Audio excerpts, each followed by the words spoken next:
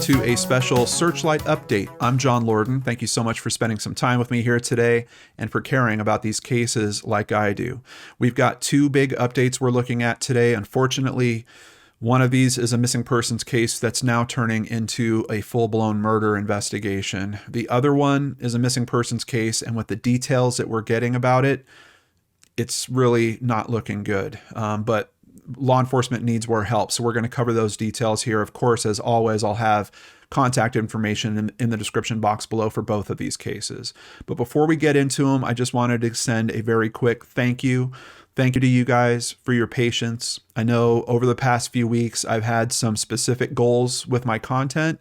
I've hit those. I wanted to extend the conversation from crime scene and research things and bring them to you a little bit in more detail than I saw there. So I really appreciate your guys' patience as I worked through that stuff, got all that stuff out. And this week, we're back to business as usual. Searchlight on Friday. Next week, Brainscratch on Friday. Other shows on Monday, Wednesday, and of course, Seriously Mysterious every Tuesday. So let's go ahead and jump into today's updates, starting with an unfortunate one.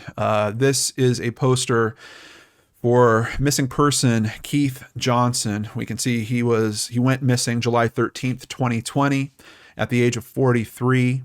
Last seen in the 1800 block of Tobias Drive, and this is in Washington, D.C.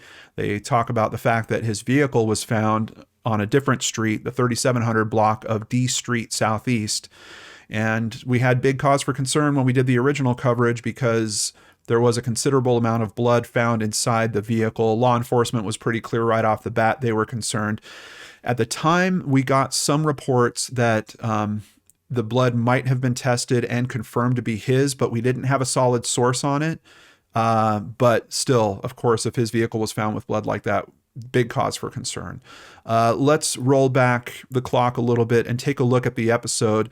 In an interesting way, they featured Keith's case with another missing persons case, Olga Oro, and it was almost like Keith's case gained from some of the exposure of Olga's case. Olga's case, unfortunately, someone's been charged in her murder at this point as well. But let's just get a little quote about what I thought back at the time when we were originally covering this. And we still have Keith Johnson missing as well in all this.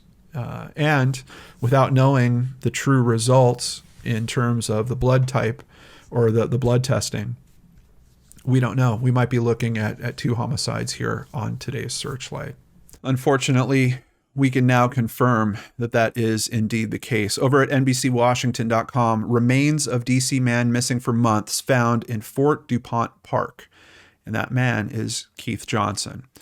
Quote, a post-mortem examination of the skeletal remains determined that the cause of death was due to a gunshot wound and the manner of death was ruled a homicide, police said in a news release.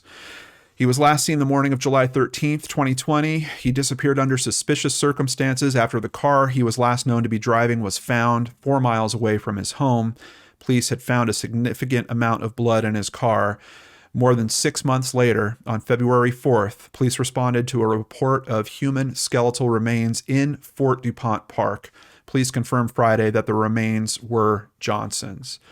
A suspect description was not provided, and no one was detained related to the killing. And obviously, when we hear that, especially with the fact that they found him back on February 4th, and I'm not seeing any other current developments on the investigative front, it seems like police are certainly asking for help in this case. Just to give you guys some sense of where this is all happening, let's take a look at a map real quick.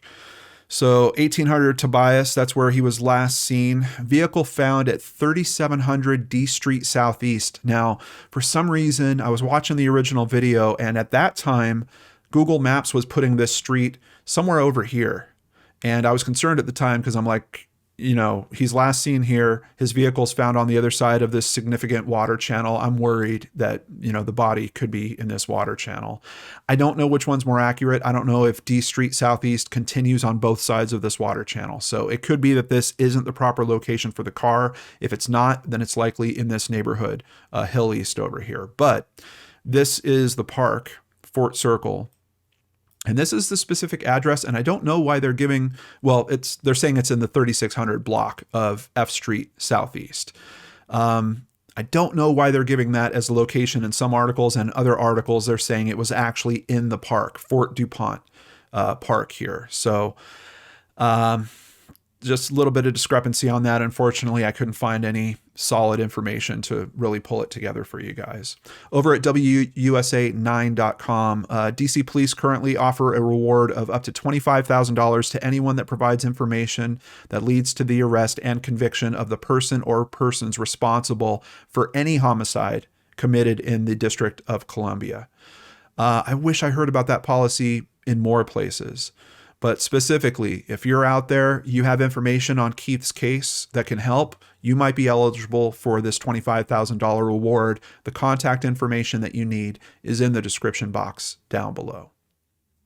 On to our second case for today's update. That is the case of Dawnita Wilkerson, missing since June 21st, 2020 from Evansville, Indiana. And we've got new details on this case. We don't know where Dawnita is. But the Evansville Police Department and the FBI have been releasing new information. The FBI has a page dedicated to this case now. We've got some new photos we're going to look at over there, starting at tristatehomepage.com.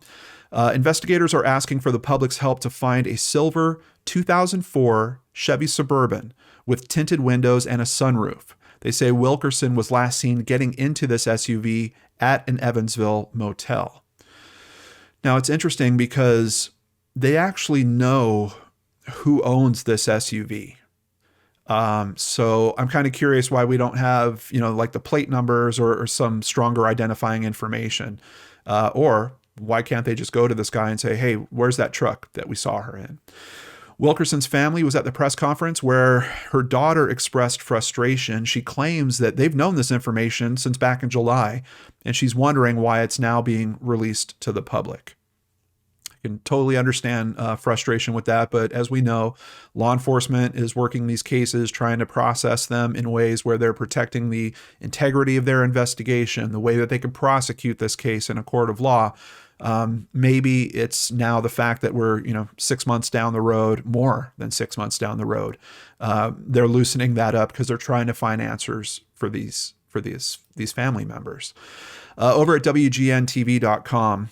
And here's one image. Police release new timeline. So we get a little bit of a change in the information that we reported on previously. She was reported missing on June 22nd, 2020. Police initially said she was last seen on June 21st, leaving someone's house. But the FBI and Evansville Police announced Wednesday that she was last seen at 8:16 a.m. on June 21st, leaving an Evansville motel. Detective Jeff Hands with Evansville Police said Wilkerson left that motel in a silver Chevrolet Suburban with a sunroof and tinted windows, and then drove west through southwest Indiana and into southern Illinois. Very important information. I mean, if I was a family member on this, I'd probably be frustrated that that information specifically wasn't released at the time, because we're looking for her in one state. We're finding out essentially they had proof that she had left and she had gone to a different state. That could be significant for a case like this. Authorities are interested in locating the Suburban with a special interest in Evansville, Carbondale, Illinois, and Marion, Illinois. The vehicle's owner has been identified, but is refusing to cooperate. We're going to get some more details about why that might be the case. But first, let's stop at FBI.gov. This is the new page they've put together for Dawnita Wilkerson. We can see they've got the new photos here, a new missing persons report that includes several new photos as well. But we can just pull them up and get a good close-up on these photos here. This is the vehicle that they're looking for. Unfortunately, yeah, I'm still not seeing plate information. They're just saying it's a silver or pewter colored 2004 Chevy Suburban. I'm not sure why they wouldn't release the plate information. Of course, they might have reason to think that the plates could have been removed or changed on it by now. Here's a photo. I believe that's Dawnita actually stepping into the vehicle. We've got a man in this photo, but we can't really make out any details there. I think that's Dawnita, because I think in this other photo of her here at the motel, we could see the clothes she's wearing. She's got the red shirt on. You can certainly see a red shirt. Footwear is the image is just a little too dark to make it out, but so that's the vehicle they're looking for in those specific areas. But who is this guy? Why is he not cooperating? Let's jump over to courierpress.com. Friends, family say Dawnita Wilkerson was afraid for her life in days before disappearance. In the days leading up to her disappearance, Dawnita Wilkerson sent the names of 2 men to family and friends. Her family said the men, one of whom Wilkerson dated on and off for years, sent her threatening messages. Her aunt, Nora Martin, recalled her niece receiving messages along the lines of, "I'm going to get you. I'll kill you and they'll never find your body." A close friend said Wilkerson shared screenshots of messages from the ex-boyfriend. The morning of June 21st was the last time that Wilkerson spoke to that friend. Over the phone, Wilkerson told the friend that she was with the 2 men. Quote, "When she called me, she said she was afraid for her life," the friend said. That Sunday was the last day that anyone saw her. We've got other information from another family member. They're keeping these identities protected, obviously. Another family member said the man Wilkerson had been in an on-again, off-again relationship with made several threats to Wilkerson in the past and was violent towards her on more than one occasion. Quote, "He's been put in jail several times for beating her," that family member said.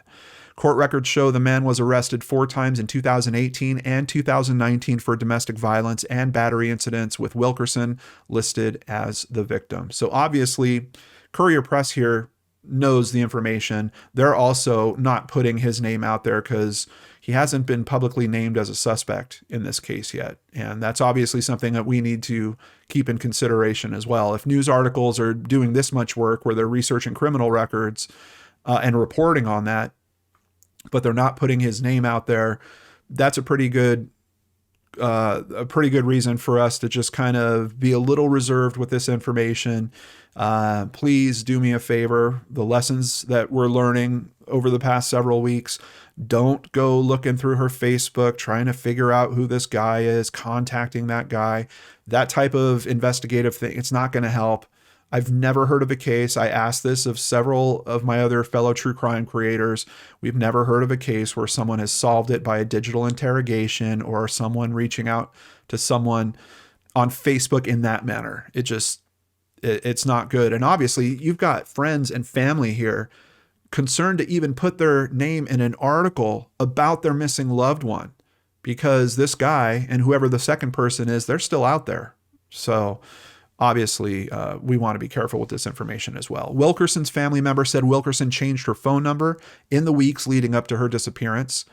Wilkerson reportedly argued with the ex-boyfriend over the phone after he discovered her new number before she disappeared. She had told several people a few days before she went missing that if something happened to her, that this unnamed man and a family member of his, I'm assuming, did it, her family member said. Wilkerson's family member said one of the 2 men Wilkerson feared is the owner of the vehicle. So the family's essentially making the direct connection here between, we know that they're looking for this car. We know that the family heard this and friends heard this information about her being afraid of 2 guys. One of the guys is the owner of that vehicle. You saw the pictures that they had from the motel. I think it's pretty obvious that they probably have clear pictures of whoever, if it's 1 guy or 2 guys that are with her, with the Chevy Suburban. I'm pretty sure that they have photos of them from that motel as well. So it seems like at this point, unfortunately, law enforcement is afraid the worst has happened. They need help. They need someone to help them find that vehicle. So if you are that person, or if you have other information that can help in this case, once again, the contact information that you need to use is in the description box down below. And I hope that you find it within yourself to do that, to help this family find the answers that they're looking for. They might be very, very tough answers, but I know that no one likes being stuck not knowing where their loved one is. So that is it for the updates today. I'd really appreciate your help in trying to move these cases forward too. Please share this video with people in these specific areas. We now know we've also got to get more awareness raised in Illinois for Dawnita's case. So please help me do that by sharing this video with any friends, family, or contacts that you have in those areas. Before I end today's video, I need to thank several people that are helping to support the channel and keep us here doing this. A big thank you to new patron Derek Damasi, Bianca, Kelly Chimliewski, and Shannon Sprague. I really appreciate you guys. If you'd like to support the channel, please visit lordandarts.com, where you can sign up for PayPal, sign up for Patreon, or buy merchandise. All of it helps keep us here trying to help these families in these terrible, terrible situations. Find answers, find justice if that's what's needed. So I really appreciate you guys being part of the team and helping us do that. Take care, everyone. I'll see you back here on Friday with a brand new case on Searchlight right here on the Lord and Arts channel.